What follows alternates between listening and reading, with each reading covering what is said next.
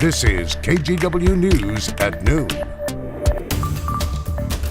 I am honored and so deeply humbled by this opportunity to serve Oregon. We begin at noon with a new leader in Oregon, Democrat Tina Kotek, now officially the state's 39th governor, and she's hitting the ground running today. She was sworn in yesterday and gave her inaugural speech. Thank you for joining us this afternoon. I'm Christine Pitawanich. Kotek plans to sign an executive order today to address Oregon's housing crisis. That includes a goal of creating more than 36,000 homes a year. She also announced plans to declare homelessness a state of emergency and urged the legislature to take up her $130 million investment package to help people get off the streets within a year. Imagine an Oregon where no one has to live in a tent on a sidewalk. Our state's response must meet the urgency of the humanitarian crisis we are facing. I'm eager to get to work. Kotek's new title is also historic. She is the first openly lesbian governor elected in Oregon. And in Washington, the state's legislative session is underway. Lawmakers in Olympia are meeting in person for the first time since the pandemic began. One of the first bills they took up yesterday would prohibit the sale or manufacture of cosmetics containing toxic ingredients. The bill's sponsors include Representative Charlotte Mena, who is one of 43 new members to join Washington's House. These are products that are often especially targeted to women of color, like hair straighteners and so on. So this is a bill that is very meaningful to me, and it's very meaningful that it gets to be my first bill on the first day of session. So other key issues for the session include a constitutional amendment to protect abortion rights, an assault weapons ban, and a $4 billion bond measure backed by Governor Jay Inslee to build thousands of affordable housing units. The National Women's Soccer League has permanently banned 4 coaches, including former Portland Thorns coach Paul Riley. Late last month, the league and its Players Association released a commissioned report, reiterating a prior report that detailed alleged widespread abuse and misconduct. Riley was one of the people at the center of the reports, accused of harassment and sexual coercion during his time with the Thorns. He was coaching the North Carolina Courage when the allegations first came out and was subsequently fired. He has denied those accusations. Riley told the NBC station in Raleigh today that he plans to fight, quote, a lot of things, but that he has no interest in returning to women's soccer. Meantime, the Thorns also officially introduced a new head coach, Mike Norris. He joined the team as an assistant last year and is now being promoted. Norris replaces Rian Wilkinson. Wilkinson resigned in December after the team won the NWSL championship in her first season. She stepped down after a league investigation cleared her of wrongdoing. Wilkinson had exchanged texts with a player where they expressed a mutual romantic interest.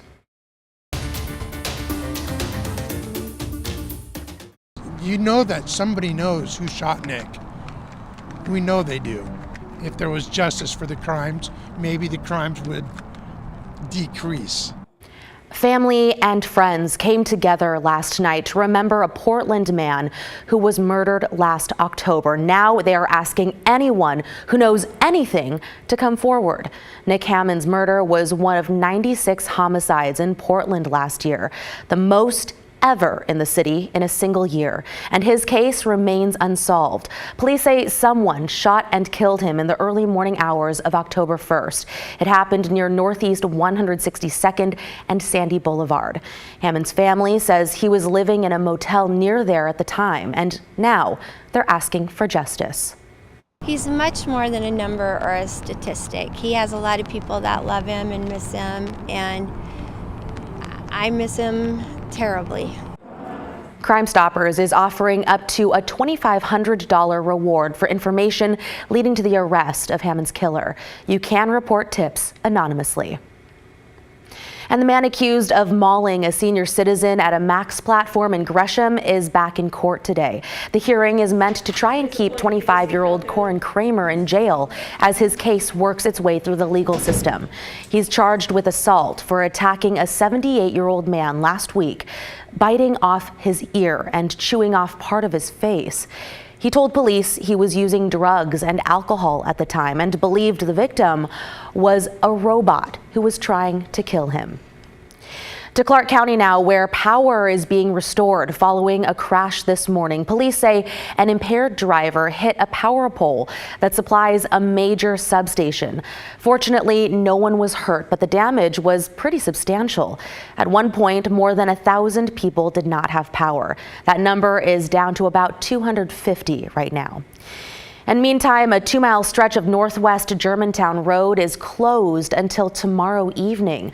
PBOT crews are working to clear rock, soil, and trees that are blocking the stormwater system.